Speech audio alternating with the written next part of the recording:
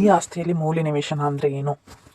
ಮೂಲೆ ನಿವೇಶನ ಅಂತ ಅಂದರೆ ಡಿಸ್ಪ್ಲೇ ಮೇಲಿರುವಂತಹ ಇಮೇಜನ್ನು ನೀವು ಅಬ್ಸರ್ವ್ ಮಾಡಿದರೆ ನಿಮ್ಮ ಉತ್ತರಕ್ಕೆ ಅಂದರೆ ಒಂದು ಚೌಪಾಕ್ಸ್ ನಿಮ್ಮ ಪ್ರಾಪರ್ಟಿ ಅಂತ ಅಂದ್ಕೊಂಡ್ರೆ ನಿಮ್ಮ ಪ್ರಾಪರ್ಟಿಯ ಉತ್ತರ ಮುಖದಲ್ಲಿ ಬೇರೆ ಯಾರದೋ ಒಬ್ಬರದ್ದು ಪ್ರಾಪರ್ಟಿ ಇದೆ.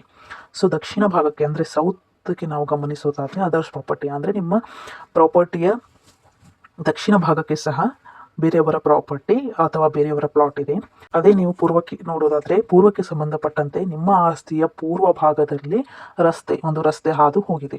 ಸೊ ಅದೇ ಪ್ರಕಾರ ವೆಸ್ಟ್ ಅಂದರೆ ನಿಮ್ಮ ಆಸ್ತಿಯ ಪಶ್ಚಿಮಕ್ಕೆ ನೋಡೋದಾದರೆ ಅಲ್ಲಿ ಸಹ ಒಂದು ರಸ್ತೆ ಹಾದು ಹೋಗಿದೆ.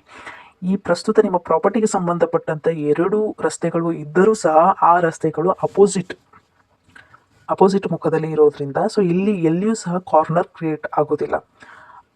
ಅದೇ ಥರ ಈಗ ಡಿಸ್ಪ್ಲೇ ಆಗ್ತಿರುವಂಥ ಆಸ್ತಿಯನ್ನು ನೀವು ಅಬ್ಸರ್ವ್ ಮಾಡಿದಾಗ ಉತ್ತರಕ್ಕೂ ಸಹ ನಿಮಗೆ ಅದರ್ಸ್ ಪ್ರಾಪರ್ಟಿ ನಿಮ್ಮ ಉತ್ತರ ಭಾಗದಲ್ಲಿ ಬೇರೆಯವರ ಪ್ರಾಪರ್ಟಿ ಇದೆ. ಸೊ ಅದೇ ರೀತಿ ನೀವು ದಕ್ಷಿಣಕ್ಕೆ ಬಂದಾಗ ನಿಮ್ಮ ಪ್ರಾಪರ್ಟಿಯ ದಕ್ಷಿಣ ಭಾಗದಲ್ಲಿ ಒಂದು ರಸ್ತೆ ಹಾದು ಹೋಗಿದೆ. ಹಾಗೂ ಪೂರ್ವ ಭಾಗಕ್ಕೆ ನೋಡಿದಾಗ ಅಲ್ಲಿ ಸಹ ಅಂದರೆ ಅದರ್ಸ್ ಪ್ರಾಪರ್ಟಿ ಬೇರೆಯವರ ಒಂದು ಆಸ್ತಿ ಇದೆ. ಅದೇ ರೀತಿ ನೀವು ಪಶ್ಚಿಮಕ್ಕೆ ಅಬ್ಸರ್ವ್ ಮಾಡಿದಾಗ ಅಲ್ಲಿ ಸಹ ಒಂದು ರಸ್ತೆ ಹಾದು ಹೋಗಿದೆ.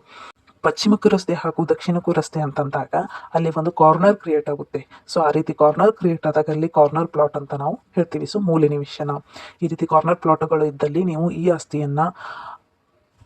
ಈ ಆಸ್ತಿ ಅಪ್ಲಿಕೇಶನನ್ನು ಪ್ರೊಸೆಸ್ ಮಾಡಬೇಕಾದ್ರೆ ಮೂಲೆ ನಿವೇಶನ ಹೌದು ಅಂತ ಕೊಡಿ. ಸೊ 2 ರಸ್ತೆಗಳು ಆಜುಬಾಜು ಅಂದರೆ 2 ರಸ್ತೆಗಳು ಅಕ್ಕಪಕ್ಕದಲ್ಲಿ ಇದ್ದಾಗ ಅದು ಮೂಲೆ ನಿವೇಶನ ಅಂದರೆ ಕಾರ್ನರ್ ಪ್ಲಾಟ್ನ ಕ್ರಿಯೇಟ್ ಮಾಡುತ್ತೆ. ಸೊ ಅದೇ ರಸ್ತೆಗಳು ಅಪೋಸಿಟ್ ಇದ್ದಾಗ ಕಾರ್ನರ್ ಪ್ಲಾಟನ್ನು ಕ್ರಿಯೇಟ್ ಮಾಡೋದಿಲ್ಲ.